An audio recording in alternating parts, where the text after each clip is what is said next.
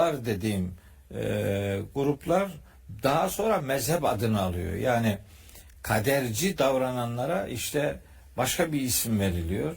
İşte kaderciliği reddedenlere başka bir isim veriliyor. İnsan iradesini biraz daha önceleyenlere başka bir isim veriliyor. Hani bu bir süre sonra ekolleşmeye dönüyor. Ekolleşme de böyle masum bir şekilde durduğu yerde durmuyor. Sonra bir süre işte öyle devam ediyor. Düşmanlığa dönüşüyor. Tehdide dönüşüyor. Sizin gibi düşünmeyeni işte Müslüman saymamaya başlıyorsunuz. Öyle sıkıntılı bir şey. Bunun niye evrildiğinin sebeplerinin bir kısmını biliyorum. Bir sebep Kur'an'ın metninin yapısından kaynaklıdır bir sebep. Yani Kur'an şöyle bir metindir. Kur'an öyle Ahmet'in yazdığı, Mehmet'in yazdığı herhangi bir düz makale değil. Evet. Kur'an-ı Kerim bir edebi metindir. Bunun edebiyat inceliklerine ve gramer çeşitliliğine vakıf olmak lazım. Hatta kullandığı kelimelerin kelime yapısına dair bilginiz olması lazım. Çünkü yani aynı kelime, aynı kökten gelen kelime bir kalıp değişikliğiyle başka bir anlam kazanıyor Arapçadan kaynaklı olarak. Ne bileyim bir cümlenin içerisindeki diyelim zamir kullanımı birden çok çeşitlilik arz edebiliyor. O zamir kullanımını eğer tercih ettiğiniz görüş doğrultusunda başka ayetlerden onu desteklemiyorsanız, delillendirmiyorsanız o zaman bambaşka bir şey çıkıyor ortaya. Onun hani can alıcı birkaç örneğini vereceğim. Niye böyle oluyor filan? Örneği nasıl? Bir sebep bu. Yani grameri doğru yorumlamamaktan kaynaklı. Veyahut da önceden bir şeyi kabul ediyor, sonra ayeti o kabul doğrultusunda işte tercüme ediyor veya anlamaya çalışıyor. Yani ayetin dediği gibi düşünmüyor da ayeti düşündüğü gibi tercüme ediyor. Bu sıkıntılı bir iş. Evet. Yani Kur'an senin noterin değil yani.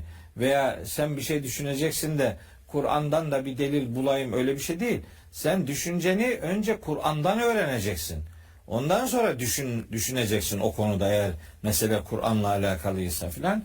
Bu yapılmıyor. Tersine yapılıyor yani.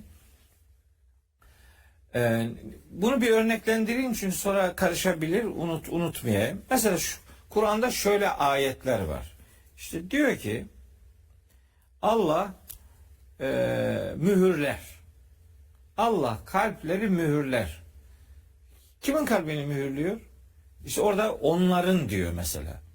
Ya şimdi o onların dediği, o onlar zamirini önceden geçen birileri var. Orayla ilişkilendirmen lazım. Onu oradan kopardığın zaman olmaz kardeşim.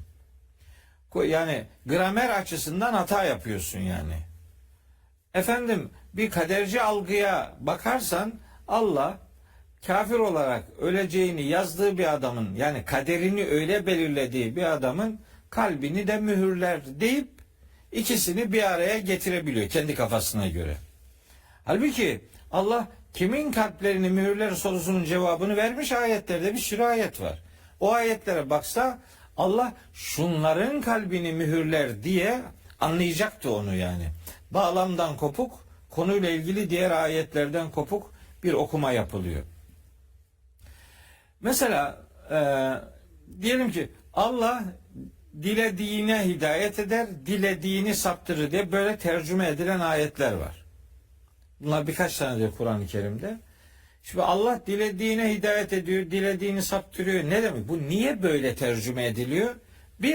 Bir kaderci algı var, alın yazısı merkeziyle ilişkilendirilmiş. Alnına kişinin ne olduğu, ne olacağı, nasıl öleceği, nasıl bir yere gideceği önceden yazılıyor. Yazılıyorsa bu yazılanlar içerisinde cennete gitmesi yazılmış olanın Allah hidayetini diler. Allah onun için hidayet yaratır. Cehenneme gideceği yazılmış olanın da cehennemlik oluşunu yazar. Dolayısıyla Allah dileyeni değil, dilediğini saptırmış olur. Dilediğine hidayet etmiş olur, Çünkü onun kaderi öyledir. Dilediğini saptırır. Çünkü onun kaderi sapmaktır. Öyle yazılmıştır. Bu yanlış yani bunun. Kaderin yazılması da yanlış. Saptırmanın dileme kısmını Allah'a nispet etmek de yanlış. İkisi de yanlış. Evet. Mesela o cümle şöyle, yani Arapçası şöyledir. Yudillu men yeşâ'u ve yehdi men yeşâ'u. Tercüme genelde meallerde de görülen haliyle şöyle: Allah dilediğini saptırır, dilediğine hidayet eder. İşte o dileme fiili kime aittir? O cümlede iki tane zamirin ait olabileceği adres vardır. Dileme fiili insana da gidebilir, dileme fiili Allah'a da gidebilir. Eğer insana giderse bu dileme fiilinin işte zamir kullanımı, o zaman Allah dilediğini değil, dileyeni saptırır, dileyene hidayet eder. Peki Allah'ın kimin hidayetini isteyeceği, kimin de sapmasını dileyeceğine dair ayetler yok mu Kur'an'da? Var. Allah kimi saptırır veya kimden başkasını saptırmazla ilgili bir sürü ayet var Kur'an-ı Kerim'de. O ayetlerden istifade edilirse eğer, Allah'ın hidayeti dilediği insanların hidayeti kendilerinin istediği için Allah onlar için hidayeti yaratır. Bu sonuç gelir. Sapkınlığı dileyen insanlar için de Allah sapkınlığı dileyenin dilemesine izin verir, fırsat verir. Onun için sapkınlığı yaratır, diğeri için hidayeti yaratır. Ama dileyen insandır. Dileyen Allah değildir. Peki Allah dilerse yapamaz mı? Tabii yapar. Allah'ın dilemesi halinde bütün mensuplarını mümin olarak yarattığı varlıklar da vardır. İşte melekler mesela, onların küfür diye bir iradeleri yoktur. Veya ne bileyim, Allah'ın işte imtihana tabi tuttuğu insanlar içerisinde hakikat yolculuğunu yapanların Allah hidayetini diler. Cinlerin de öyledir yani. Burada dileme fiili insana ait veya cine ait bir şeydir, hususiyettir. Oradan hareketle sonucu Allah'la ilişkilendirmek gerekir. Eğer Allah dilediğine hidayet ediyor, dilediğini saptırıyorsa eğer, yani kişinin eğer özgür iradesi yoksa, o zaman bu hayatın da bir anlamı yoktur. Yani burada bir komedi dönüyor diyeceksiniz. Yani bir senaryo yazılmış, roller dağıtılmış, herkes rolünü oynuyor. Rolünü oynuyorsa kötü rol yazılmış kişi kötü rolü oynuyor diye cezalandırılır mı? Yani senaryonun gereği oysa o da onu oynayacak. Ne var yani şimdi? Bir senaryo yazın, bir iyi adam, bir kötü adam rolü olsun. Kötü adam rolünü iyi oynayan kişiyi, hani Gala Gecesi filmi seyrederken sen niye bu kadar kötü adamı böyle çok kötü adam olarak yani içselleştirdin, ben sana işte hak ettiğin ücreti vermiyorum dese, bu hakkaniyetli bir iş olur mu yani? Adama böyle görev verir, öyle bir rol verdin, o da onu oynadı. Onun ödül alması lazım eğer öyleyse. Kainat kitabında da böyledir. Allah senaryo yazmıştır hayata dair, kainata dair. Senarist Allahu Teala'dır, o yazar. Ama Allah rolleri dağıtmamıştır. Rolleri tanıtmıştır. Kişi hangi rolü tercih ederse öyle bir akıbete doğru yolculuk yapar.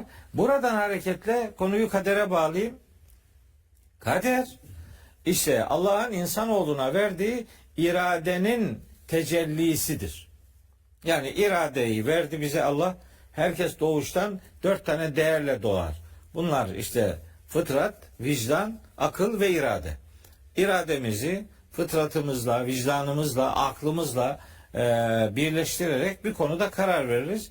İşte bizim irademiz artık kaderimiz olur.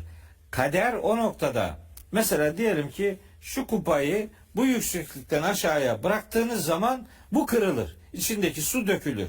Bu Allah'ın bu tür nesneler için yarattığı kaderdir. Evet. Yani belli yüksekliklerden aşağıya düşen işte metal şeyler kırılır mesela. Su işte aşağıya doğru dökülür. Su aşağıya doğru akar. Bu Allah'ın suya ve tabiata yerleştirdiği yazgısıdır, kaderidir.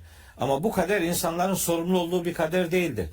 Kupayı buradan aşağıya düşürdüğünüz zaman kırılmak kupanın kaderidir. Ama kupayı buradan aşağıya düşürmek kader değildir. Bu iradedir. Siz iradenizle bunu yaparsanız bunun sonucunda işte olanı kadere havale edemezsiniz. İşte bir takım doğal felaketler oluyor. işte insanlar ölüyor. Orada insanların asıl suçlunun insanlar olduğunu unutup orada işte faturayı işte bunun kaderi böyleydi filan. Öyle bir şey yok. Hani en çok depremler üzerinden konuşulur değil mi? 6 Şubat depreminde şu kadar insanımızı kaybettik. Ne oldu? Şimdi deprem oldu. Deprem öldürmedi ki insanları. İnsanların inşaatlarla alakalı, yerleşimlerle alakalı duyarsızlıkları öldürdü. Evet. Deprem toprağın kaderidir. Yani deprem olursa toprak nefes alır. Yani bu toprağa Allah'ın yerleştirdiği bir sistemdir. Bunu insanların ilişkileriyle doğrudan bağlamak ve bunu bir cezalandırma yöntemi olarak kullanmak son derece yanlıştır. İnsanların yaşamadığı yerlerde de depremler oluyor. Onu ne yapacaksın yani faturası? Balıklar mı günahkardı onun için denizlerde deprem oldu diyeceksin. Yani böyle bir şey olmaz yani. İnsanın iradesi onun kaderidir. İrademiz kaderimizdir, kaderimiz irademizdir. Peki bizim sorumlu olduğumuz alan nedir? İrademizle tercih ettiğimizdir. Ama bizim irademiz dışında büyük bir kader vardır. Yani Allah'ın kader demek Allah'ın kadir sıfatının tecellisi demektir. Allah'ın kadir oluşunun, kudret sahibi oluşunun görüntüsüne biz kader diyoruz. Biz o anlamda kadere iman ederiz. Çünkü kader kainatın bir ölçüyle yaratılmışlığıdır. İşte Kamer suresi 49. ayette diyor. İnna külle şeyin halaknahu bi kader. Biz her şeyi bir kaderle yarattık. Yani her şeyin bir kaderi vardır. Her şeyin bir prensibi vardır. Her şeyin bir ölçüsü vardır. Kainatta rastgele bir şey yoktur. O anlamda her şey kaderiyle varlığını sürdürür. Ama insanın kaderi iradesine bağlanmıştır. İradeyle tercih ettiğiniz şey sizin sorumluluk alanınızın ya da sınırınızın başladığı yerdir. İnsan cinsiyetini kendisi belirlemez. Onun o kaderdir. İnsan anasını babasını tercih edemez. O insanın kaderidir. Milliyetini, coğrafyasını veyahut da ne bileyim doğum tarihini, doğum yerini insan kendisi belirleyemez. Veya ne bileyim güneşin doğuş zamanını, doğuş yerini insan belirleyemez. Rüzgarın esmesini insan belirleyemez. Yağmurun yağmasını insan belirleyemez. Onlar eşyanın kaderidir. Elbet öyledir. Orada mutlak büyük bir kader vardır. Ama o bizim sorumlu olduğumuz kader değildir. Bizde sorumlu olduğumuz alan irademizle şekillendirdiğimiz alandır. İrademiz kaderimiz, kaderimiz irademizdir. Biz o iradeyle neyi tercih edersek ondan sorumlu tutulacağız. Bizim dışımızdaki irade, kader bizim sorumluluk alanımızla ilişkili değildir. Buradaki sorun, en temel sorun bitiriyorum. Kader Kur'an'ın bir kavramıdır ve bu bizim Allah'ın bütün sıfatlarına olan imanımız gibi Allah'ın kader yani kadir sıfatına hepimiz inanırız. Allah'ın isimleri diye konuşuyoruz zaman zaman. O isimlerden biri de kadir olmasıdır Rabbimizin. Onun Rahman Rahim oluşuna nasıl inanıyorsa bir Müslüman Allah'ın kadir ve kadir oluşuna da öyle inanır.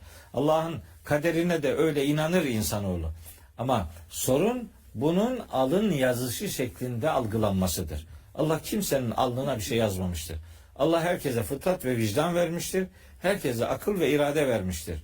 Fıtratınız ve vicdanınız doğrultusunda akıl ve iradenizi doğru şekillendirirseniz din adına eğer bunu Kur'an'ın dediklerini yaşar ve hayat prensibi rol model olarak da Hz. Muhammed'i takip ederseniz nihayetinde kaderiniz öyle şekillenir.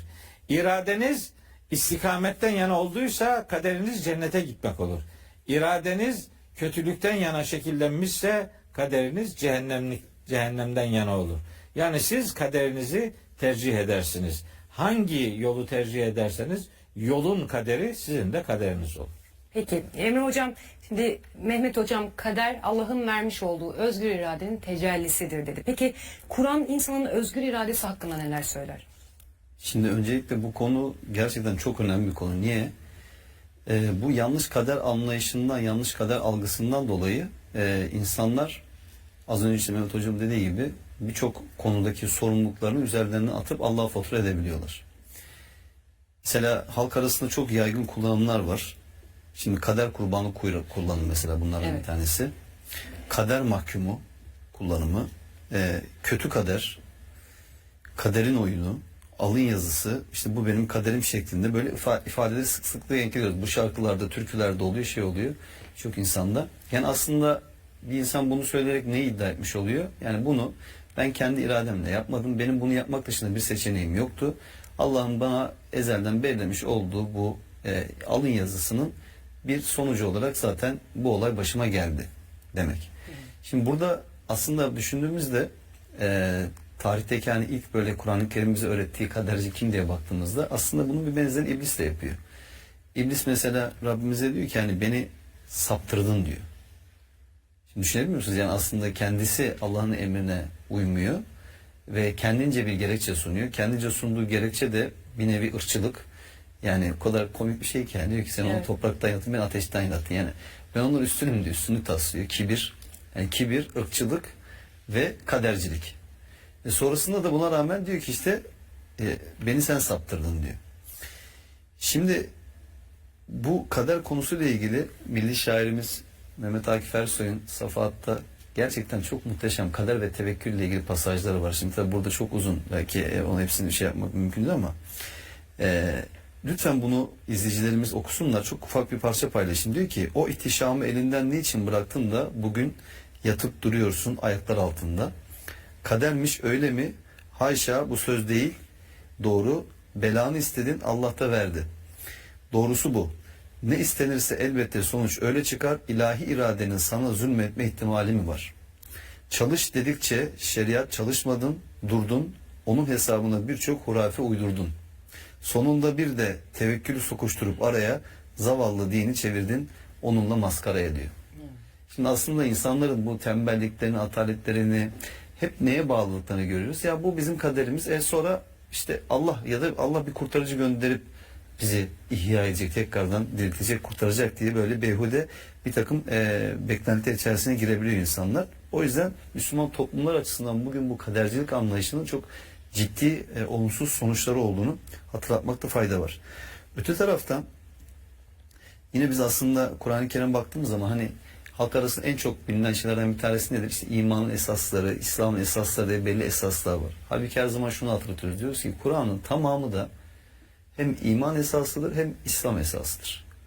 Bunlar birbirinden ayrılmaz ama insanlar bazı temel meseleleri daha kolay anlasınlar diye belli sıralamalar yapılmış. Yani bunlar da zaten Kur'an'i ama şimdi iman esası olarak sayılan şeylerin içerisinde bir madde var. Eklenmiş. İşte kadere iman etmek, kaderin, hayır ve şerrin Allah'tan olduğuna iman etmekle ilgili bir madde. Şimdi Nisa suresi 136. ayetinde biz ne görüyoruz? Nisa suresinin 36. ayetinde iman esasları olarak insanların bildiği kitapların yazdığı esasların şöyle sıralandığını görüyoruz. Diyor ki ey inananlar Allah'a, elçisine indirdiği kitaba ve daha önce indirilmiş bulunduğu kitaba inanın. Kim Allah'ı, melekleri, kitapları, elçileri ve ahiret günü inkar ederse uzak bir sapıklığa düşmüştür. Mesela şimdi bu kadar önemli bir konu eğer iman esası olsaydı Allah'ın burada bunu geçirmesi gerekirdi. Öte taraftan zaten Kur'an'ın anlattığı kader bir iman esasıdır, doğrudur.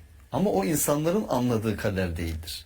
Tabii kitaba inanmak, ona Evet, da inanmak. aynen. Yani. Ama işte buradaki problem insanların kaderden anladığı, Kur'an'ın kaderle anlattığı değil. Sıkıntı bu. Yani hem diyor ki işte, yani düşünebiliyoruz mesela şimdi bir rivayet diyor ki yani bir insan anne rahmine düştüğü zaman diyor onun alnına yazılır. İşte iman edeceği veya inkar edeceği. Şimdi bütün diyor hayatı boyunca iman edip iyi işler yapsa da ölmeden önce mutlaka bir kötülük yapar ve cehenneme gider diyor bu kişinin alnına, eğer ki işte şaki yazıldıysa, inkarcı yazıldıysa. Eğer diyor bütün hayatı boyunca diyor kötülükler yapsa da hakkında işte iman edecek, cennetlik olacağı yazıldıysa ölmeden önce mutlaka bir şey yapar ve cenneti garanti. Ya böyle bir anlayış olabilir mi? Yani Allah daha başka nasıl daha bir iftira edilebilir yani? Böyle bir anlayış olabilir mi ya? O zaman insanlar tamamen bir robot ya da insanlar tamamen bir maskotlar yani. Allah'ın dilediğini hiçbir şey yapmadan cehenneme gönderdiği, dilediğini cennete gönderdiği bir sisteme dönüşüyor. Evet. Kader o kadar önemli ve değerli bir kavram ki Kur'an-ı Kerim'de. Mehmet Hocam bak örneklerini verdi ayetin. Yani kadere iman etmemek gibi bir şey. Kitabı inkar etmek demek zaten yani. Hani bazen şimdi biz bunu anlattığımız zaman ya bunlar kaderi inkar ediyorlar. Yok kusura bakma. Allah'ın kaderini inkar etmiyoruz biz. Yani Allah'ın Kur'an'da anlattığı kaderi inkar etmiyoruz. Senin kadere yüklediğin anlamın yanlış olduğunu söylemeye çalışıyoruz. Çünkü Kur'an'ın esası olan bir şey inkar etmek gibi bir şey olabilir mi yani? Mümkün mü? Yani Kur'an'da şöyle bir şey olabilir mi? Şu bir kısmına inanıp bir kısmını inkar etmek gibi bir şey olabilir mi? Mümkün değil. Öte taraftan mesela Rahmetli Hüseyin Atay hocamızı burada analım. Allah Allah rahmet rahmet eylesin eylesin. kendisine. Profesör Doktor Şaban Ali Düzgün hocamızla birlikte aslında biliyorsunuz Maturidilerin en ünlü kelam bilgini olarak bilinen Ebu'l-Mu'in en-Nesefi'nin 1115'tir vefatı. Tafsiratül Edille isimli meşhur bir eseri var.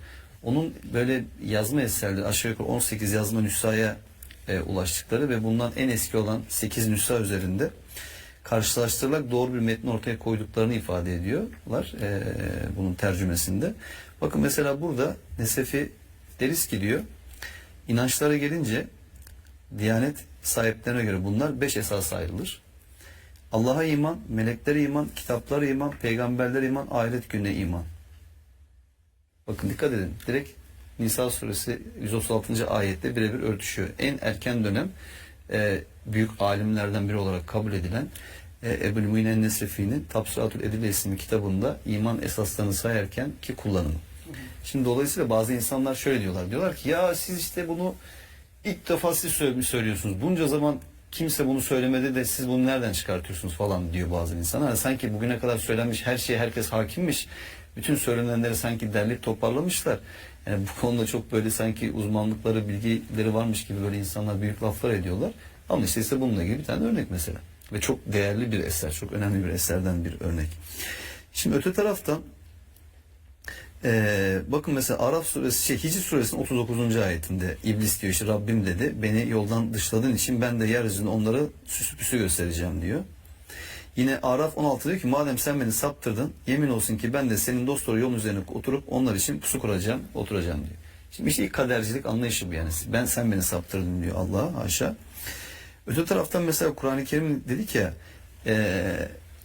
Allah'tan başka ilahlara inananlar, Allah'a ortak koşan müşriklerde de benzer bir tavır görüyoruz. Bakın diyor ki mesela Allah'tan başkasını ilahlara yakıştırmakta direnenlere dediler ki eğer Allah dileseydi ne biz ne de atalarımız hem ondan başka hiçbir şey kulluk etmez hem de ondan başkasının sözüyle hiçbir şey haram kılmazdık. Nahl suresi 35. ayet. Şimdi bakın müşrikler diyorlar ki bizim Allah'a ortak koşmamızı Allah diledi diyorlar. Bir kadercilik örneği daha mesela değil mi? Yani evet. Allah bunu hissediyorlar. Yine mesela Allah ortak koşanlar derler ki eğer Allah dileseydi ne biz ne de atalarımız şirk koşmazdık. Dahası hiçbir şey haram da kılmazdık. En'am suresi 148. ayette benzer şekilde ifade ediyor. Yine mesela bakın ve onlara size Allah'ın rızık olarak verdiklerinden infak edin denildiği zaman o inkar edenler, iman edenlere bakın ne diyorlar? Dikkat edin. Allah'ın eğer dilemiş olsaydı yedireceği kimseyi biz mi yedirecekmişiz? Gerçekten siz apaçık bir şaşkınlık içindesiniz derler Yasin suresi 47. ayet. Yani adam diyor ki işte Allah'ın size verdiklerinden verin dediğimiz zaman diyor ki Allah dileseydi onlara verirdi. Evet. Allah dileseydi onları yedirir içirdi. Şimdi biz mi yapacağız bunu yani? Hani o kadar böyle her şeyi sanki Allah'a böyle teslim etmişler. Allah'a tevekkül ediyorlar ve Allah'ın bütün takdirini sanki rıza göstermişler gibi böyle sapkın bir anlayış ortaya koyuyorlar. Bu örnekleri niye veriyorum? Çünkü bugün birçok Müslüman da aslında dikkat ederseniz bu kader meselesi açıldığı zaman benzer bir tavır sergiliyor. Evet. Bakalım bunlar Kur'an-ı Kerim'de kimlere uyuyor? Yani iblis, işte müşriklerden, inkar edenlerden örnekler. Fıkra anlatayım mı Emre'ciğim? Lütfen. Anlatın hocam lütfen buyurun. Adam bir tanesi para toplamaya gitmişti cami yaptırmak için. Çok para bekledikleri bir kapıya gitmişler. O kapıda işte diyelim ki bugünkü parayla diyelim ki 1 milyon lira bekliyor. O kadar verir. Öyle hayal ediyor. O 1 milyon lira beklediği yerden çıka 1000 lira çıkmış mesela. Çok az bir şey. Tabii morali bozulmuş adamın. Beklentisi boşa çıkınca yanındaki arkadaş demiş ona ki adamda var ama ne etsin bizim oranın ağzıyla ne etsin Allah nasip etmedi o vermeyi. Onun için veremeyi demiş. Olmadığı için değil. Nasip olmadı o onun için veremiyor. Ya Allah nasip etmedi. Allah nasip etmediyse niye ver diyor ya. Allah verdi hem ver diyecek hem nasip etmeyecek. Öyle şey olur mu? İşte günahını, iradesizliğini Allah'a fatura etme rahatsızlığının bir görüntüsü. Yani verme isteğinin kendine gelmesini bile Allah'tan bekliyor. Evet. Yani nasip taleple alakalı bir şey. Evet. İnsan talep edecek ki Allah da nasip edecek. Evet. İnsana o yüzden... Sizin yeri ريما جميل أبو جراد، عمري 40 سنة، عايشة حاليا في مواصل قرارة، كنت ساكنة في غزة. Burada da yine tam güzel bir hatırlatma oldu. Yine mesela bakın Ashab suresi 67. ayette kendi yaptıklarını kabul etmeyip birilerine fatura etme konusunda yine bakın diyorlar ki onlar dediler ki Rabbimiz biz efendilerimize ve büyüklerimize uymuştuk. Onlar da bizi yoldan çıkardılar. Yani şimdi hani bugün böyle uyanlar var ya birilerinin peşinden eteğine tutulanlar o gün de diyorlar ki biz bunlara uyduk. Bunlar bizi yoldan çıkardı. Yani biz bunlara uymasaydık biz yoldan çıkmayacaktık. Evet. Çıkmayacaktık demeye getiriyorlar. Bakın Kur'an-ı Kerim İsra suresi Devam ederim ama. Orada nefis bir ayet daha var onun peşinde. Kıyalım hocam hemen. Bak o Ahzab suresinde o kadar hoşuma gidiyor ki o ayet. Hani ve kâlu rabbena inna ata'na saadetena ve küberâna biz efendilerimize, büyüklerimize işte itaat ettik ve adallûne sebîlâ. Bizi bunlar yoldan saptırmış meğer. Evet. Rabbena ey Rabbimiz bu 68. ayet bir sonraki ayet. Rabbena ey Rabbimiz atihim dı'feyni minel azabi. Onlara azabı katlayarak ver. Mahşerde diyecek. Vel'anhum la'nen kebira. Ya Rabbi sen onlara en büyük lanetinle lanet et diyecek. Şimdi peşinden gittiği adamlara mahşerde böyle diyecekler. Hatta not alsın kardeşlerim okusunlar. Fussilet suresinin 29. ayetinde de benzer bir ifade var. Ve kâlellezîne keferu kafirler o gün demiş olacaklar ki Rabbena ey Rabbimiz erina ellezeyni bize şu iki tipi göster. Adallana minel cinni vel insi. Cinlerden olsun insanlardan olsun. Bizi saptıran şu iki insan tipini bize göster. Nec'alhuma tahta akdamina. Onları ayaklarımızın altına alalım. Liyekûne minel esfelin. En aşağılıklardan olsunlar diye onları ayaklarımızın altına alalım. Bunlar bizi saptırdılar diye bugün peşlerine gittikleri insanlar için mahşerde böyle istekte bulunacaklar. Ama Allahu Teala onlara diyecek ki liküllin zı'fun herkesin hak ettiği kadar azabı olacak.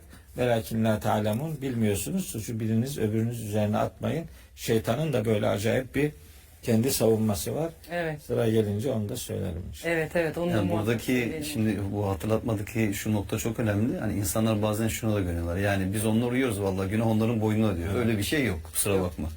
Yani öyle o beni saptırdı, bu beni saptırdı. Ben onu uydum vallahi onu dinledim bile olmuyor bu işler. İşte ayetler burada apaçık söylüyor. Uyduğu adamın tersine bir şey söyleyeni önüne getirdiğin zaman da öbürü için diyor ki bu sapık. Yani kendi tabi olduğu sanki doğru. Ona hakikati söyleyene sapık diyor. Orada irade koyuyor beyim. Yani bize gelin diyenlerin iman eden, Kur'an'a gelin diyenlerin sapık olduğu bir sistem. Öyle Evet. diyor. Doğru. İsra suresi 13-14. ayetler burada bakın diyor ki biz herkesin aslında yapıp ettiklerinin işlerini kendi çabasına bağlı kıldık. Yani bu genelde kaderle ilişkilendirilen bir ayet. Nitekim kıyamet günü onun önüne dünyada yapıp ettiği her şeyi kayıtlı olacağı bir sicil koyacak, bir kitap çıkaracak. Ve diyeceğiz ki oku sicilini bugün kendi hesabını görmek için sen sana yetersin yani yaşın sana yeter. Bakın, o kadar muhteşem ki. Yani senin çabalarının sonucunu orada okuyacaksın sen. Yapıp ettiklerinin sonucunu orada okuyacaksın yani. O yüzden senin burada işte ben bunu yapmadım deme şansın olmadığı gibi birileri bana bunu yaptırdı deme şansın diyor. Dolayısıyla doğruya ulaşmak isteyen ve sapmayı dileyenler bunu aslında kendi nefisleri için yapıyorlar. Kur'an'da bakın diyor ki kim hidayete ererse kendi nefsi için hidayet eder. Kim de saparsa kendi aleyhine sapar diyor. İsra 15 hemen devamında. Sonra bakın diyor ki kim temizlenip arınırsa artık o kendi nefsi için temizlenmiş arınmış olur. Fatır suresi 18 ve insan başkasının değil sadece kendi çabasının karşılığını görecektir. Necm suresi 39. ayet. Bak çok net çok açık ayetler. Mesela yine İnsan suresinin 3. ayeti burada diyor ki biz insanı doğru yolu yönelttik artık ister şükreden biri olur isterse nankörlük eden biri olur. Bakın yani biz insana zaten insanın yola iletilmesi başlı başına özgür iradesinin olmasını zorunlu kılıyor. Hani biz dilediğimizi şükür sahibi kıldık, dilediğimizi nankör kıldık demiyor Allah. Biz dilediğimize iman et dedik, dilediğimizi inkar et dedik demiyor Allah. Yine mesela Yunus suresi 44. Şüphesiz Allah insanlar hiçbir şeyle zulmetmez. Ancak insanlar kendi kendilerine zulmediyorlar diyor. Yani bir insan inkar ediyorsa ve inkarını ısrar ediyorsa aslında bu insan kendi kendine zulmetmiş oluyor. Allah onu saptırmıyor ki. Allah onu inkar ettirmiyor. Dolayısıyla Kur'an-ı Kerim'deki aslında tabii bu ayetler hepsi birbirinden önemli. beraberinde şunu gösteriyor. Allah imtihanın bir gereği olarak insana özgür irade vermiş. Ama tabii ki işte başında da söyledik.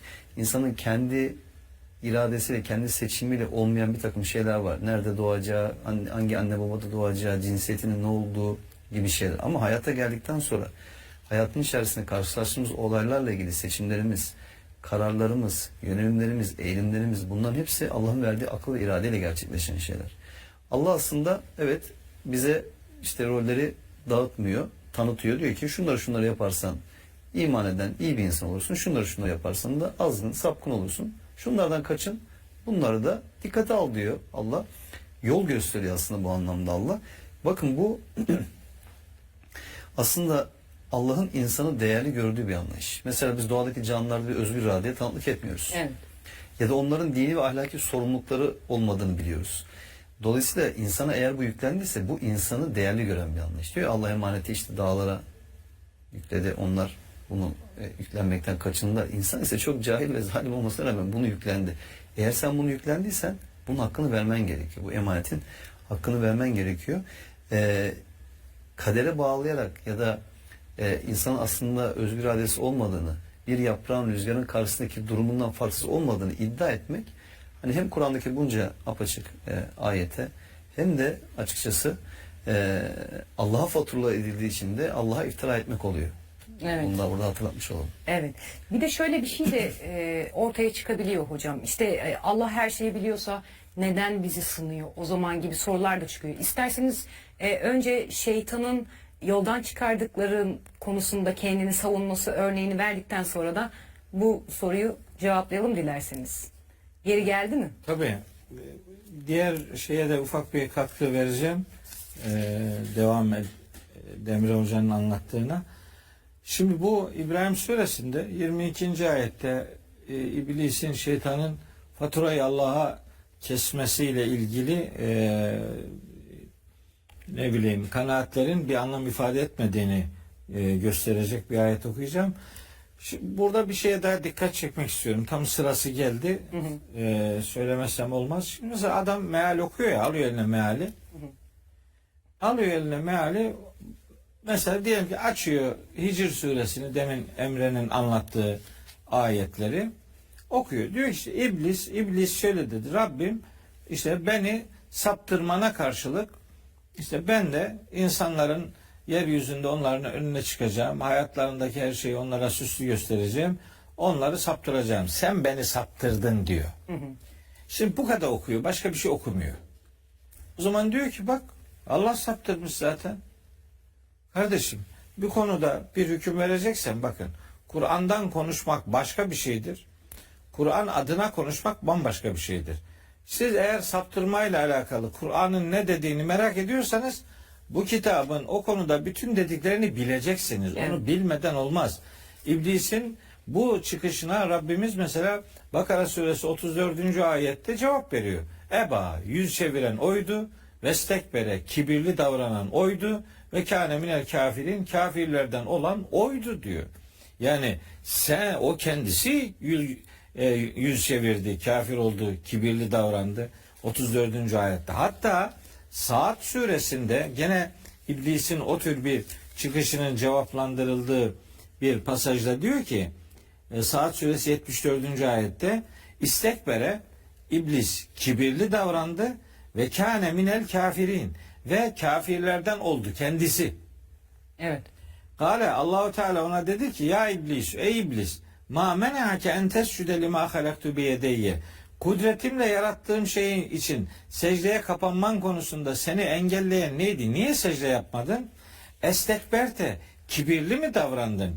Em künte minel alin. Yoksa sen yücelerden misin yani? Hayırdır? Niye yani sen Tanrı mısın? Nesin? Niye böyle yaptın diye, yani böyle göndermeler var ayetler arasında. Öyle bir ayete bakarak işte Kur'an'da böyle yazıyor, bak Allah saptırıyormuş filan gibi değerlendirmeler sadece Kur'an'dan konuşayım derken bunu Kur'an adına konuşmaya dönüştürmemesi lazım. Kur'an okurlarını. Yani böyle meal okuyor, bir tane ayete bakıyor, gerisinden haberi yok. Öyle Kur'an adına hüküm vermek doğru bir şey değil. Çünkü yani tamamı görülmeden parçaya bakarak değerlendirme yapılırsa bu yanlış olur. Eksik olur. Milletin hem kendisi yanlış anlar hem milletin yanlış anlamasına kapı aralamış olur. Onu özellikle bir okuma metodu olarak ifade edeyim kardeşlerime. Şimdi birbirine suçu atmayla alakalı İbrahim Suresi, Araf Suresinde acayip bilgiler var. Sebe Suresinde bir güzel bilgiler var. Saffat Suresinde var. Aman Allah'ım yani. Böyle birebir diyaloglar var. Hepsini okuyamayacağız. Bir iki tanesini okuyayım. Buyurun. İbrahim Suresi 21. ayet ve 22. ayet. Şimdi 21. ayette hani Emre dedi ya bu fatura başkalarına atılamayacak yani. Tam onun Karşı. delili yani. Tam. Ve berazu lillahi cemiyan. İbrahim Suresi 21. ayet okuyorum. Allah'ın huzuruna topluca çıkacaklar hepsi. Fekale duafa'u, bu zayıf düşürülen adamlar, lillezine istekberu, kibirli davrananlara diyecekler ki Allah'ın huzurunda, İnna künna leküm tebe'an, ya biz size tabi olmuştuk. Yani sizin peşinize geldik. Siz öyle dediniz, biz de öyle yaptık. Peki fehel entum mugnune anna min azabillahi min şeyin. Şimdi Allah'ın azabından bizden herhangi bir şey giderebilecek misiniz? Hadi size uyduk. Hadi savunun bizi. Yani ne oluyoruz? Uyduk. Faturası bak böyle geldi. Kalu. Onlar da cevaben diyecekler ki onları saptıranlar. Tam kaderci, şeytan üzerinden bilgi vermişti. Tam onu bu kafirler de dillendirecekler orada. Diyecekler ki kalu lev hedanallahu lehedeynakum. Allah bize hidayet etseydi biz de size hidayet ederdik. Kaderci. Allah istemedi. Bizim hidayet bulmamızı istemedi. Biz hidayete ermedik. Biz hidayete ermediğimiz için size de hidayet edecek halimiz yoktu. Şimdi cümleye bak. Sevaun aleyna ecezi'na em sabarna ma lena min mahis. Artık sabretsek de bir sığınacak yer bulamayacağımız için herhangi bir sızlanmamız da bir. Sevaun aleyna ecezi'na, bağırıp çağırmamız da bir. Em sabarna, sabretmemiz de bir. Ma lena min mahisin, sığınacak hiçbir yer yok, kusura bakmayın. Kimse günahı sırtlanmayacak yani onlara. Şimdi bu biraz yarım kalır diye korkuyorum. Şu Sebe suresindeki ayeti de okuyayım. Buyurun hocam lütfen. Öbür ayetleri zaten o konuyu cevaplarım. Dert değil. Bak şimdi. İzleyici kardeşlerim çok hoşuna gidecektir bu diyalog.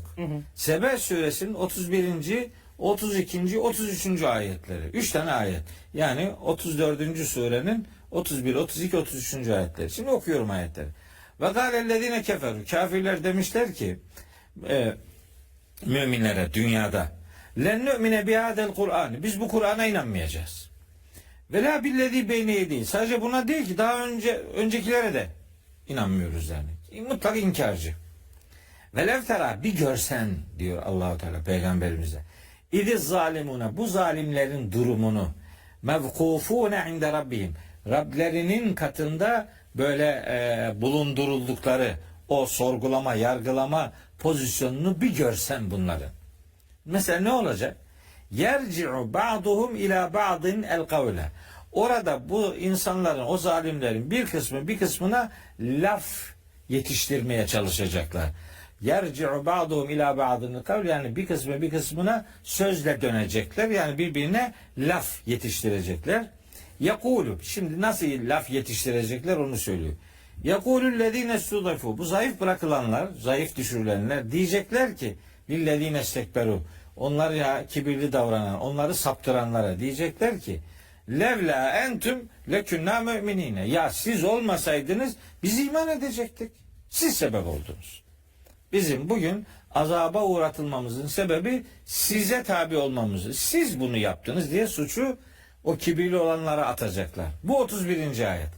32. ayette öbürler kendilerini savunacak. Diyecekler ki قَالَ istekberu lillezîne studifu. Bu zayıf düşürülenlere kibirli davranan dünyadaki kibirli adamlar diyecekler ki اَنَحْنُ صَدَدْنَاكُمْ عَنِ الْهُدَى. Sizi hidayetten biz mi engelledik? بَعْدَ اِذْجَاءَكُمْ. Size gelmiş olmasına rağmen hidayet size geldi. Biz mi inanmanızı engelledik? Hidayet ortada, Kur'an ortada. Biz mi size engel olduk, yani Kur'an'ı elinizden aldık veya duyulmasını engelledik? Hayır. Hayır. Küntüm mücrimine. Siz cürüm işlemeyi tercih ettiniz. Siz sapmayı tercih ettiniz. Diyecek bu saptıranlar, saptırdıkları adamlara. Sonra öbürler bir daha konuşacak. Ve kâlellezîne sudufu, zayıf düşürülenler bu defa diyecek ki lillezîne istekberu, bu kibirli olanlara. Bel, hayır. Mekrul leyli ve nehari, sabah akşam bize tuzak kurdunuz. İstemurûnena, yani bize şöyle emrediyordunuz ki ennekfure billahi, Allah'ı inkar edelim ve necale lehu endada, ve ona ortaklar koşalım diye. Siz sabah akşam bize tuzaklar kurdunuz. Siz bizi tufaya getirdiniz. Ve esenrun nedamete lemma ra'evul azab. Azabı gördüklerinde sapanlar da saptıranlar da pişmanlıklarını gizleyip için için yanacaklar. İkisi de. Ve cealnel aglale fi anaqillezine keferu, kafirlerin boyunlarına, hem sapanların hem saptıranların boyunlarına o demir halkaları geçirmiş olacağız ve onlara denecek ki, yani ifade şöyle, hel yüczevne illa ma kanu yamelun. Dünyada yapıp ettiklerinden başkası değildir bu karşılıklar. Dünyada kendi tercihinizin oradaki faturası önünüze gelecektir. Hiç kimse hiç kimseye suç atamayacaktır. Bu şahıslar birbirlerini böyle suçlarlarken böyle diyaloglar yaşanacak.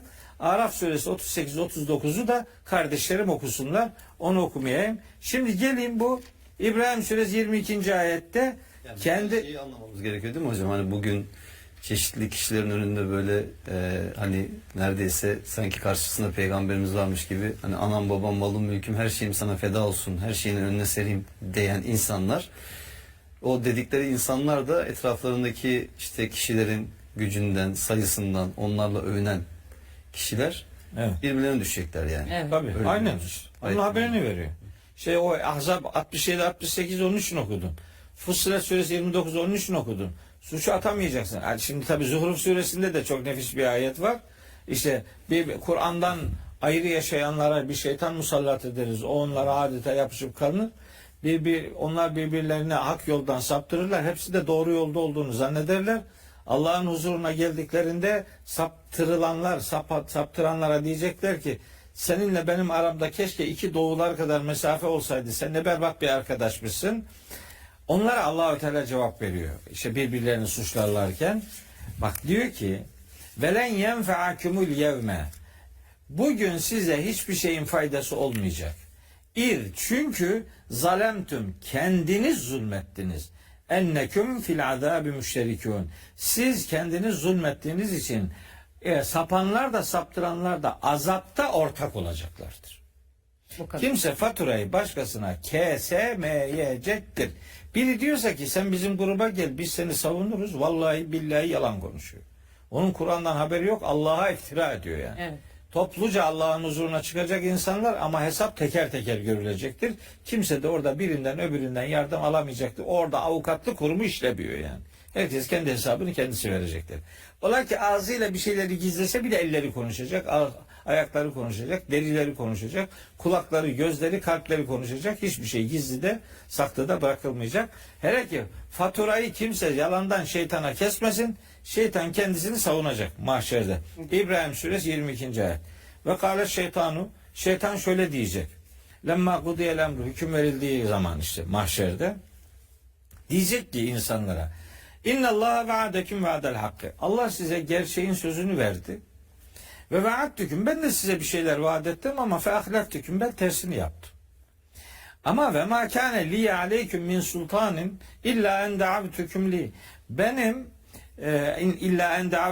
Benim sizi davet etmekten başka sizin üzerinizde hiçbir etkim, gücüm, otoritem, yetkim yoktu.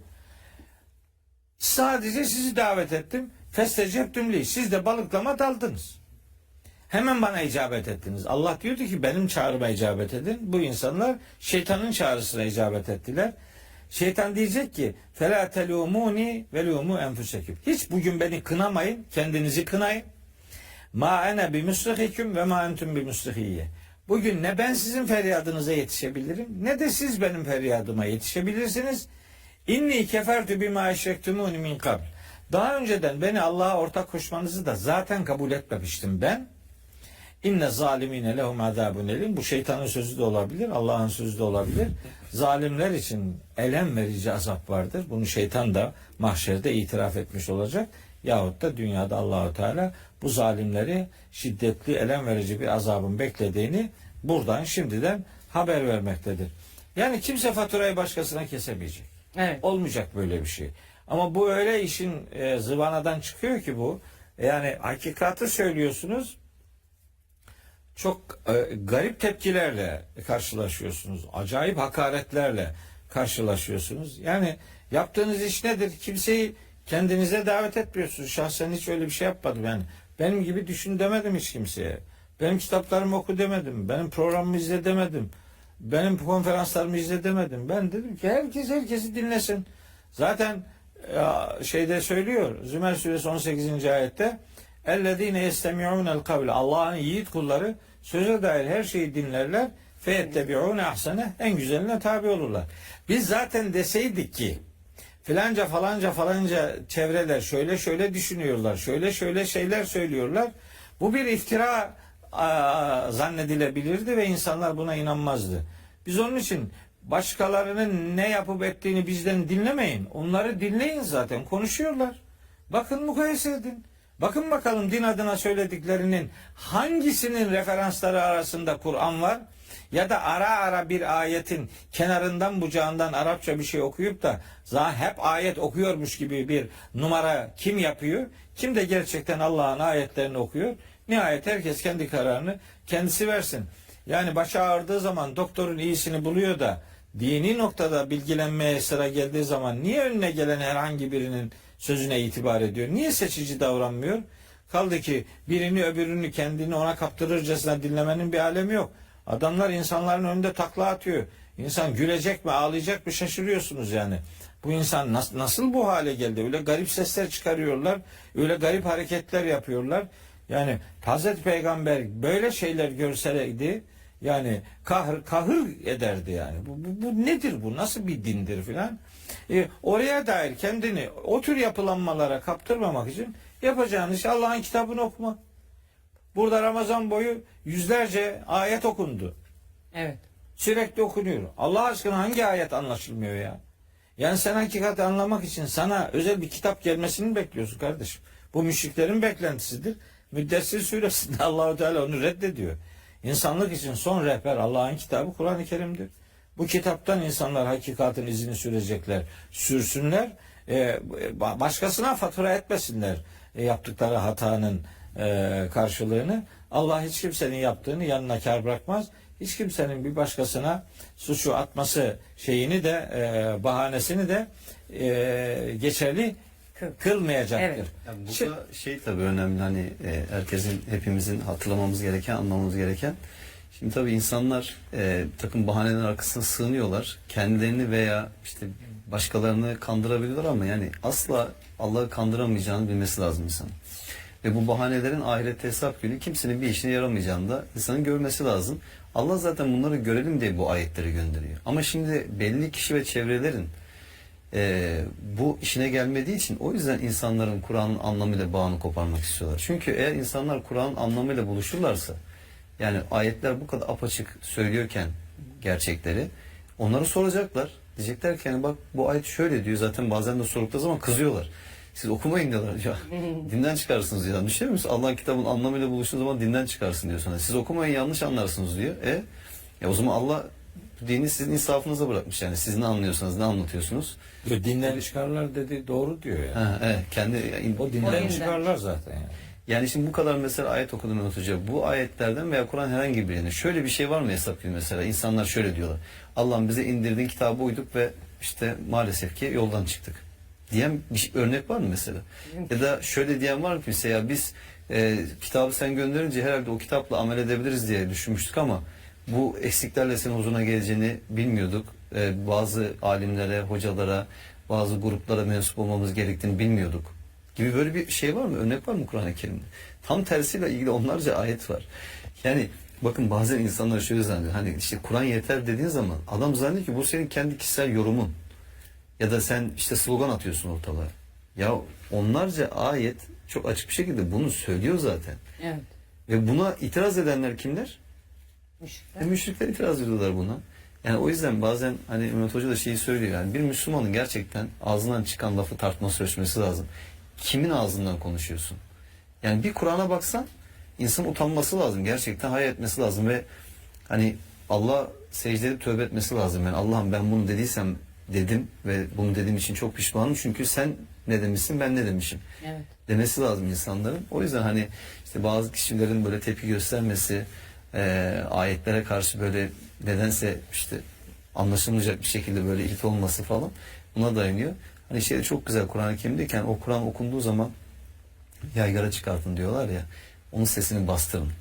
Aslında bugün de bazı insanların maalesef yaptığı bu. Yapmaya çalışıyor. Allah'ın kitabının sesini kısmaya çalışıyorlar. Allah'ın kitabının sesini susturmaya çalışıyorlar. Hani şöyle bir şey de demiyorlar mesela. Adam şunu dese bu onurlu bir davranış ve herkesin kendi üzerine oradan bir pay çıkartabileceği bir şey. Hani sen şu ayeti şöyle diyorsun ama o ayet onu demiyor. Bak şu ayet o dediğinin yanlış olduğunu gösteriyor desin. Başka üstüne bir yanlışlık varsa herkes gelsin kabul etsin zaten. Allah razı olsun, bize bir şey fark ettirmesin. Böyle yapmıyor ki adam. Hiç Adamın ayeti bak. ayetle derdi yok yani. Evet.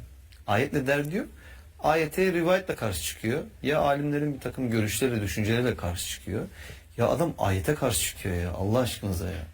Yani bunun da ötesi yok yani. Din adına adam Allah'ın ayetiyle yarışıyor. Allah'ın ayetiyle rekabet ediyor.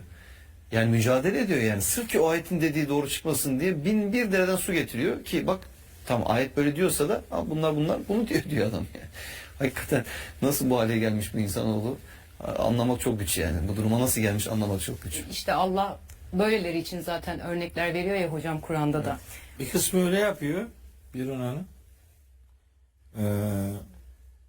Biz diyor biz ayetten anlamayız. Bunu anlayanlara sormamız lazım. Peki niye anlamıyorsun sen? Mesela bir arsa alacağın zaman anlıyorsun. Hastane tercih edeceğin zaman anlıyorsun. Benim 87 yaşında annem var. 87 yaşında. Allah hayırlı Annem- ömür nasip etsin. Annem her gün bir cüz Kur'an okuyor. Ve her gün okuduğu cüzle ilgili biz beraber olduğumuzda o günün konularını konuşuyoruz annemle yani. 87 yaşında bir kadın anlıyor da sana ne oluyor yani? Niye anlamıyorsun? Denedin mi yani? Mesela nereyi okudun da anlamadın? Bunu diyenlere onu soruyorum ben. Bana de ki bak ben şu ayetleri okudum. Ben bunu anlamadım yani. De bana. Ben de diyeyim ki kardeşim bak bunun bir anlama usulü var. Şunu şöyle okursan gayet güzel anlarsın diyorsun. Hayır öyle bir örnek de vermiyor. Sloganik olarak bu ayetten kopuk bir din algısı yaygınlaştırılıyor. Bir kısmı da başka bir şey daha yapıyor. Şimdi bakın benim asıl canımı sıkan bu grup değil. Bunlara da moralim bozuluyor ama asıl yüreğimi yakan burası değil. Bir de böyle koca insanlar yani böyle baktığın zaman hani diyelim eserlerine bakıyorsun yani ne bileyim biraz kıyafetine bakıyorsun diyorsun lan bu tamam ya bunu biliyordur artık diyorsun. Mesela diyor ki Allah'ın ayetiyle peygamberin sözü çatışırsa yani birinin dediği öbürüne uymazsa yani birbirine zıt olursa biz hükümleri Allah'ın kitabından değil hadislerden alırız. Şunu demiyor. Bir yani ya makul bir insan şunu der. Peygamberin sözü eğer söz peygamberinse gerçekten o söz Kur'an'la çatışmaz kardeşim ya. Ya Allah başka bir şey, peygamber başka bir şey der mi? Eğer peygamber başka bir şey diyorsa ona Resul denir mi ya? Elçi denir mi? Eğer emanet edilen şeye müdahale ediyorsa emanet ettiğiniz elçi o elçilik sıfatını kaybeder. Ona nasıl elçi diyeceksin yani? Olur artık. Ortaklık olur. Din Allah'la peygamberin ortak kurduğu bir şirket değil ya. Ve la yüşrikü fî hükmihi ahada. Kehf suresinin 26. ayet. Allah hükmüne kimseyi ortak etmez. Ve Hz. Muhammed de nihayet Allah'ın kuludur. Kulu yani. Abdullah'ın oğlu Muhammed Allah'ın elçisi Hz. Muhammed'e tabi olmakla yükümlüdür yani. Resul'dür.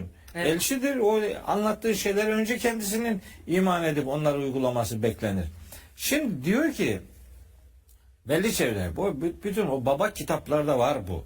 Herhangi bir şahsı kastetmiyorum yani. Yani açıp baksınlar. Evet. Yani bunun usul kitaplarına baksınlar mesela. Kur'an'la sünnet çelişirse tercih neden yana verilir? Ya neredeyse koro halinde hepsi tercih sünnetten yana verilir diyor. Biz hükmü sünnetten alırız. Kur'an'dan alamayız. Çatışıyor öyle mi? Allah'ın sözü Kur'an'la peygamberin sözü çatışıyor. Çatışır yani. Demek bunu mümkün görebiliyorsun. Bu bir defa yani artık tuzun kokması demek yani. Böyle bir şey olabilir mi? Bu nasıl peygamberlik kurumu? Hz. Muhammed'e sen ne demeye çalışıyorsun? Sen Tahrim suresinin 1. ve 2. ayetini bir kere olsun okumaz mısın ya? Böyle bir şey olabilir mi? Sen Hakka suresi 44, 45, 46, 47'yi bir kere okumaz mısın ya? Böyle bir çatışma nasıl olabilir? Hani çatışma, bunu açıktan itiraf edenler var, bir kısmı da bu çatışmayı hafifletmek için kavram geliştirmişler. Bu kavramın adı Birun Hanım nesih. Nesih bir hükmün ebediyen iptal edilmesidir. Peki kim kimi iptal ediyor mesela? Mesela durmuyor ki bu. Kur'an ayetleri birbirini iptal edebilir diyor. Ya Kur'an ayetleri birbirini nasıl iptal eder ya? Bu yazboz tahtası mı bu? Bu Nisa suresi 82. ayette diyor ki Allahu Teala Kur'an'ı hiç derinlemesine düşünmez mi bu adamlar? Eğer Kur'an Allah'tan başkası tarafından olsaydı onda pek çok çelişki bulurlardı diyor. Evet. Demek ki sen bunda çelişki var zannediyorsan derinlemesine okumuyorsun demektir. Daha okumalarını geliştirmen lazım. Kusura bakma. Daha doğru dürüst okumuyorsun demektir bu. Hocam bir de ne zaman iptal edecek? Onu da açıklamaları gerekiyor. Yani Kur'an vahyi indirilmekteyken bir ayeti iptal ediyor. Kur'an vahyi tamamlandıktan sonra mı ayeti iptal ediyor? Peygamberimizden sonra da edebiliyor mu? Tabii. Ediyorsa bu ayetlerin Kur'an'da ne işi var? Tabii o artık o yani freni patlamış kamyon gibi gidiyor. Diyor ki şu ayeti nesetti. Kim dedi bunu? Kim dedi bunu? Ayetlerin birinin diğerini ortadan kaldırıldığına dair bir tane Kur'an referansı var mı? İşareten olsun. Yok. Peki bu durmuyor ki burada. Şimdi bir ayeti nesetmiştir. Bunu çeşitli alimler söylüyor. Mesela Tevbe suresinin 5. ayeti var. Seyf ayeti derler ona. Kılıç ayeti. Bu ayetin Kur'an'da 75 tane ayeti nesettiğine inanılıyor. Peki nesih ne demektir? Nesih bir ayetin ebediyen hükmünün iptal edilmesi demektir. Bir Müslüman nasıl bunu diline alabilir ya? Ayetleri iptal ediyorlar öyle mi? Allah bir yerde ak dediğini öbür yerde kara diyor. Bir yerde yap dediğini öbür yerde yapma diyor. Kur'an'da modası geçmiş hiçbir ayet yoktur kardeşim. Burada anlama sorunu vardır. Anlayamıyorum de, bunu itiraf et ama ayeti iptal etti deme. Çünkü iptal edilen ayetlerin sayısı 500'e bile çıkartılabiliyor. 5'e indiriliyor. 5'ten 500'e koca bir şey var, marj var öyle. Pergelin şeyi geniş yani tutabilirsen adamı. Burada kalmıyor bu. Bundan sonra diyorlar ki korkunç ya. Diyor ki Kur'an ayetlerini peygamberin sünneti, hadisi neshedebilir. Yani Allah'ın kitabının dediğini peygamberimiz iptal edecek öyle mi? Ve nasıl Resul olarak kalacak bu? Nasıl Resul bu? Resul, elçi ona emanet edilen şeyi değiştiriyor öyle mi? Bu burada da yetmiyor. Burada da durmuyor. Peygamber onu şöyle kılıflıyorlar. Kur'an vahiyidir. Peygamberin sözleri de vahiyidir. Allah dün öyle vahyeder, bugün böyle vahyeder. Peygamberin sözleri vahiyidir öyle mi? Peki madem onlar vahiy ise o Tahrim suresinin 1. 2. ayetinde ne diyor? Sen peygamberin hangi sözünün vahiy olduğunu, peygamberin hata işlediği örnekler var. Vahiy ile mi hata işledi bu? Böyle bir şey akla ziyan. Ama bu çok rahat bir şekilde savunulabiliyor. Bir problem görünmüyor. Hocam oradaki bir temel sıkıntı da şu. Yani şimdi şöyle bir formül bulmuşlar. Diyorlar ki işte Kur'an-ı Kerim yazılı vahiy, peygamberimizin sözleri sözlü vahiy. Peki niye peygamberimiz adını da koymuşlar. Vahiy metlu, gayrimetlu. Niye peygamberimiz bunu yazdırmadı? İşte Kur'an'la karışmasın diye yazdırmamış. Ya sanki peygamberimize yazılı olarak mı geldi ki Kur'an-ı Kerim metni? Yani ikisi de vahiy ise birbirine karışmasının nasıl bir problem olabilir? Öyle değil mi? Tabii. Yani hiç böyle bir problem olamaz ama işte maalesef ki yani dediğim gibi işte bir hakikati gölgelemek için Kur'an'ın bunca apaçık ayetlerini gölgelemek için maalesef ki yani Kur'an'a böyle zulmediliyor yani. Maalesef. Nasıl ki müşriklere ne gösterirse göstersin Allah yine de inanmayacakları gibi bu konuda bir türlü Bir de şunu anlamıyorlar. Mesela şimdi bazı insanlar bir kitap yazmaya başlarlar. Uzun uzun yazar. Sonra mesela bakar ki bazı yerlerde tekrara düşmüş, bazı yerlerde söylediğiyle çatışmış, şey yapmış falan ama hani ya bu kadar yazdıklar kıyamaz atmaya. Okursun kitabı görürsün. Adam burada bunu söylüyor, burada bu başka bir şey söylüyor. Bir de aynı şeyleri döndürmüş, tekrarlamış falan. Hani işte aslında 120 sayfa olacak bir kitabı adam 500 sayfa yazmış mesela. Onu da The lowest discount is only £15, and you can get free internet for life. And it is the latest 5G high-speed network. The portable Wi-Fi jointly developed by B.T. Group and the University of London is now on sale in limited quantities. No contract, no SIM card, no registration, no monthly fee. Buy it now and you can use the network for free for life. Get close to your device and you can immediately get a high-speed 5G network that is 20 times faster than traditional internet. Transfer 10G files in 1 second. Even in remote areas, even on ocean-going ships, there is a full signal. And you can connect 10 devices at the same time. Can be used for computers, mobile phones and tablets. You can easily connect to the network at a distance of 3 kilometers. This is really a great invention. kıyamamış, baskıya vermiş. Ya haşa, tövbe, Kur'an böyle bir şey mi yani? Hani bazı iptal olan ayetler var. Hani ama Peygamberimiz onlara kıyamadı mı hani Kur'an'dan çıkarmaya? Ya böyle bir şey düşünülebilir mi yani? Ya da o işte 5'ten 500'e kadar giden diyelim ki neyse olmuş ayet iddiası. Yani hani Kur'an'ın bir Hükmü insanlar veriyor işte. İşte onu demek istiyorum işte, yani Kur'an'ın böyle bir hacim problemi var yani, hani Peygamberimiz bunu biliyordu da ama yine de bunların Kur'an-ı Kerim'e yazılmasını ve Kur'an-ı Kerim olarak okunmasını 1400 küsur senedir buna razı oldu Peygamberimiz. Halbuki Allah hükmünü kaldırmış ayet. Ya bu nasıl bir iftira Kur'an-ı Kerim'e? Ateistler bile bunu bu kadar Kur'an'a iftira etmezler yani. Evet. Yani aklını kullanan hiç kimse bunu yapmaz hocam. Yani Kur'an'ın hükmünü iptal etmek korkunç bir iddia Birun Hanım. Fussilet Suresi 42. ayette diyor ki La ye'tihil batilu min beyni yedeyhi ve la min halfi. Hiçbir iptal edici şey önünden arkasından açık gizli Kur'an'ı iptal edemez yani. Kur'an'ı iptal. Çünkü yani Kur'an ayetinin hükmü kaldırıldı demek o ayetin içi boşaltıldı demektir. Yani ayet aciz bırakıldı demektir. Allah'ın ayetlerini aciz bırakmak için uğraşanlarla ilgili Hac suresinde ve Sebe suresinde korkunç tehditler vardı. Allah'ın sözünde çelişki olmayacağı gibi Peygamberimiz Allah'ın sözlerini haşa ve haşa iptal etmek gibi bir tavrın içerisinde olamaz. Allah Kur'an'a şöyle vahyetti, peygambere de böyle vahyetti gibi sözler de akla ziyandır. Çünkü Kaf suresinin 29. ayetinde Allahu Teala diyor ki Ma yubeddelul kavlu ledeyye, benim katımda söz değiştirilmez. Allah orada ak burada kara demez. Allah orada yap burada yapma demez. Dini öğretilerde de Hazreti Adem'den Hazreti Muhammed'e kadar Allah'a ait olan dini hükümlerde de hiçbir değişiklik olmamıştır. Sadece gelişme olmuştur, değişiklik olmamıştır. Bu böyle kabul edildiği için adam diyor ki bugünkü işte mesela kardeş kardeşe evlilik mesela haramdır, yasaktır ama ilk şeriatlarda helaldir. Hayır, yok öyle bir şey yok. Bugün haram olan o gün de haramdır. Evet. Allah'ın katında söz değişmez. Dolayısıyla hiç kimse kendi kanaatinin faturasını Allah'a kesmesin. Kendisi öyle az biliyordur. Diyor ki Hazreti Ömer şu ayete rağmen Allah'ın şu hükmünü uygulamadı. Yani o ayetin hükmünü Ömer kaldırdı. Nasıl kaldırıyor ya? Hazreti Ömer'e iftira değil mi bu? İşte eski kitaplarda yazıyor. Yazsın, ne yapalım? Bir kitabın eski olması doğru olması anlamına mı geliyor her haliyle? Elbette o kitapların içinde pek çok doğru bilgi vardır. Ama içinde yanlış bilgi olmayan tek kitap Allah'ın kitabıdır. Diğerlerinin her birinin 2., 3., 5., 15. baskıları yapılır ve onlarda değişiklikler yapılabilir.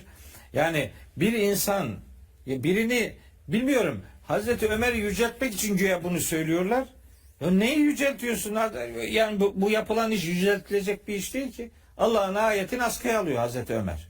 Hocam, Hazreti Ömer hakarettir ya. Yüceltmek dedi hocam. Yani metne göre diyor ki eğer insanlar Ömer Allah'ın kitabına ilave yapacak demesinden korkmasam bunu Kur'an'a yazardım diyor. Ömer yani. Allah'tan korkmuyor demek. Böyle bir şey olabilir mi yani? Hazreti Ömer insanlardan korkuyor ama korkuyor. Allah'ın ayeti olan ve bunun ayeti olduğunu bildiği bir şeyi de Kur'an'a eklemiyor. Yalan. Allah'a da iftira, Hazreti Ömer'e de iftira. Şimdi bunlara kanmamak için diyoruz ki Allah'ın kitabını okuyun kardeşim. Evet. Bunu okursan böyle yalanlara itibar etmezsin. Bana itibar etme, kitaba itibar et. Bunu anlarsın, korkma yani. Herkes anladığı gibi sen de anlarsın. Yani biz ne yapalım, biz anlayamayız. Bu alın yazıcı bir algıdır. Biz böyle bir algıyı asla kabul etmeyiz. Allah anlaşılmayan bir kitap indirmemiştir. Bu kitap anlaşılabilirdir. Anlamak isteyen için anlaşılabilirdir. Anlamak istemiyorsan da sana yapacak fazla bir şey yok. Onun sorumluluğu da. Herkesin cehenneme gitme hürriyeti var. Şeyde de mesela insanlara herhangi bir konuyla ilgili sen bunu anlamazsın desen bunu hakaret sayar. Hatta tepki verir. Ne münasebet, ne anlamıyor. Şimdi adam mesela diyelim ki ehliyet almak üzere bir ehliyet kursuna gidiyor, başlıyor, evraklarını götürüyor. Tipine bakıyorlar, diyorlar ki sen ehliyet alamazsın. Adam demez mi? Niye? Yok, sen o sınavı geçemezsin, sen o arabayı kullanamazsın. Ya da okuldaki bir öğrenciye bunu desin. Yani böyle bir şey olabilir mi ya? Ama her şeye tepki verecek insan, adam diyor ki sen bunu anlamazsın diyor. Adam peki diyor.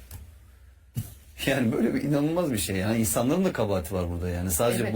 onları diyenler de işte ayetleri okuduk. İnsanların da kabahati var. Ne münasebet, niye anlamıyormuşum ya? Allah hepimizin Allah'ı. Allah hepimize akıl vermiş. Yani Allah bunu biz sadece belli bir zümreye mi indirdik diyor? Ya da sadece entelektüel insanların böyle entelektüel tatminini sağlasın diye mi indirdik diyor Allah? Hayır. Her seviyede insan anlayabileceği şekilde Allah kitabı göndermiş. Ki iyi ki de öyle ki kitap işte kitap sayesinde zaten doğru ile yanlışı aynı da bir insan. Bakın süremiz bitti farkındayım. Zuhruf suresinin 44. ayetini burada hemen hatırlatalım. Bakın diyor ki şüphesiz ki o yani Kur'an senin ve kavmin için gerçeği hatırlatıcı bir öğüttür. Siz ondan sorulacaksınız, sorgulanacaksınız diyor. Bakın senin ve kavmin için, bütün insanlık için bu kitaptan sorulacak insanoğlu. Ya bu kitaptan sorulacaksa o zaman bu kitaba çalışması lazım. Bir. İkincisi sorular bu kitaptan çıkacaksa o soruların cevaplarına çalışabilmesi için insanların kitabı Kur'an-ı Kerim anlaması gerekiyor. Öte taraftan işte 25. sure değil mi? Furkan suresinin 30. ayeti Peygamberimizin ahiretteki şikayetine vurgu yapıyor. Ey kavmim, ey Rabbim şüphesiz ki kavmim bu Kur'an'ı terk edilmiş, dışlanmış bir kitap olarak bıraktılar diyor. Ya Peygamberimiz bakın neden şikayet ediyor? Hani işte benim sünnetimi, yolumu, sözlerimi, davranış ya da benden sonra gelen alimleri terk ettiler demiyor Allah. Peygamberimiz diyor ki bu Kur'an'ı terk edilmiş tuttular diyor. Yani meçhul bırakmak nedir?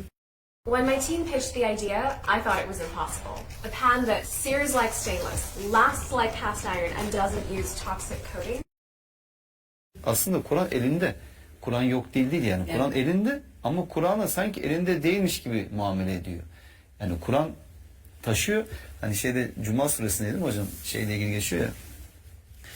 Yahudilerle ilgili hatırlıyorum diyor işte kitap yüklü eşekler örneği. Evet, veriyor. 5. ayet. Yani muhteşem bir şey. Suresi. Yani bir eşek taşıdığı kitabın içeriğinden veya kitaptan haberdar olabilir mi? Ama onu taşıyor. İşte bir anlamda aslında meçhul bırakmak da böyle. Sen kitabı yüklenmişsin, taşıyorsun ama kitaptan haberin yok.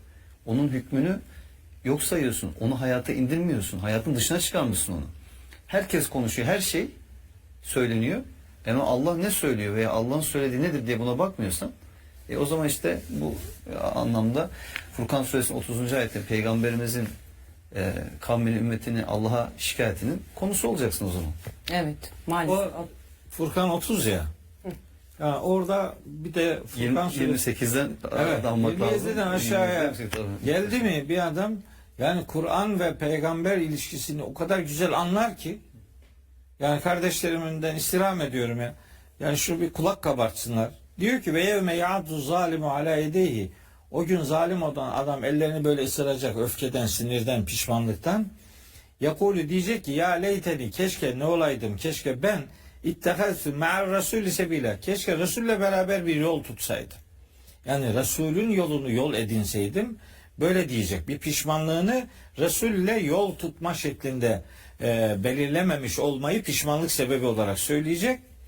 Sonra 28'de diyor ki ya veyleta leyteni ah ne olaydım keşke ben lem ettehiz fulanen halila. Şimdi burayı çok iyi izlesin kardeşlerim. Lem ettehiz keşke ben edinmeseydim fulanen halila. Falanca veya filanca herhangi birini bu fulanen umum ifade eder. Herhangi birini keşke dost edinmeseydim. Niye? Çünkü lekad adalleni yani zikir ba'de izani. Bu zikir, bu Kur'an bana geldikten sonra bu adam beni bundan şaşırttı. Beni bundan saptırdı. Beni bundan ayrı bıraktı. Ve kâne şeytanü lil insanı kadıyla. Şeytanca davrandığı için şeytan ise insanoğlunu böyle yüzüstü bırakır işte. Ondan sonra bu 29. ayetti. 27, 28, 29. Şikayet Resul'le beraber yol tutmamak idi. Sonra Resul bunu şikayete konu edecek mahşerde diyecek ki ya Rabbi ve kâle Resulü Resul diyecek ki ya Rabbi ey Rabbim İnne kavmi ittehadu hadel Kur'ane mehcura. Benim kavmim bu Kur'an'ı yalnızlar terk ettiler. Demek ki Kur'an'dan ayrı kalmak, Resul'den ayrı kalmaktır. Yani Resul'e eğer yapışmak istiyorsanız sizin bir tanecik tercihiniz var. O da Kur'an'a sarılmaktır. Kur'an'a sarılmıyorsanız Resul'ün arkadaşlığını tercih etmediniz demektir. Furkan suresi 27, 28, 29, 34 ayeti peş peşe okusunlar. Kur'an'ın peygamberimizin mahşerdeki şikayetine konu olan Kur'an'ın yalnız bırakılmışlığının aslında peygamberin arkadaşlığına talip olmamak anlamına geldiğini fark edecekler. Hocam şeyi hatırlattık, yani iblisin Allah'ın emrine karşı çıkması, işte kibirlenmesi, sonra faturayı Allah'a kesmesi. Şimdi iblisin en büyük iddiası nedir? Diyor ki ben senin yoluna kurulacağım ve kullarını saptıracağım, değil mi? Kabaca ifade edecek olursak, ama içlerinden riyaya sapmamış, yani muhsin, ihlas sahibi kullarını hariç diyor. Onların üzerinde hiçbir etkisi olmadığı kendisi de biliyor. Peki mesela düşünelim. Allah'ın yolundan saptıracağını söylüyor iblis. Ve Allah'a inanan kulları saptıracak, öyle değil mi? Evet. Allah'a inanan kulları saptıracak. Peki mesela iblisi en fazla mutlu edecek şey ne olabilir? Bir, insanların Allah'tan uzaklaşması. İki, Allah'ın zikrinden, Kur'an'dan uzaklaşması. Bundan daha fazla iblisi mutlu edecek bir şey var mı yeryüzünde? Bir düşünsün herkes yani. O yüzden eğer her kim ki sizi Allah'ın kitabına çağırmıyor veya Allah'ın kitabından sizi uzaklaştıracak bir takım şeylere çağırıyor ya da Allah'ın kitabıyla işte çatışacak bir takım şeyleri din olarak size sunuyorsa, kimin kime hizmet ettiğini insanlar görsünler. Evet. Gözlerini açsınlar insanlar ve bunu görsünler. Yani yeryüzünde, bakın tekrar söylüyorum, iblisi en fazla mutlu edecek, memnun edecek ve ya ben işte evet Allah'ın bana verdiği mühleti bu kötülüğü yaparak, ama bu kötülüğün de hakkını vererek yaptım dedirtecek ne var? İnsanların Allah'tan uzaklaşması, Allah'tan yüz çevirmesi ve Allah'ın kitabından, Kur'an'dan yüz çevirmesi. O zaman herkes Allah'la yakınlığına ve Kur'an'la yakınlığına baksın. Ona göre kimin yolundan gittiğinde, Resul'ün yolundan mı gidiyor? Yoksa iblisin yolundan mı gidiyor? Herkes onun kararını versin kendisi. Evet. Yani Kur'an'ın itibarsızlaştırılma çabasına iştirak hatası kişinin tamamen kendi sorumluluğunda. Programın başından beri kullandığımız ayetlerde anlıyoruz ki tüm hatalarımız kendi sorumluluğumuzda. Evet. Dolayısıyla suçu başkasına atmak, faturayı başkasına kesmek mümkün değil.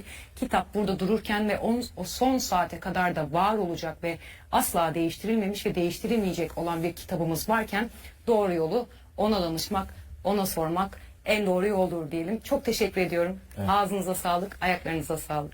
Sevgili izleyenler, bu gece de biz ayrılan sürenin sonuna geldik. Yarın tekrar görüşmek dileğiyle.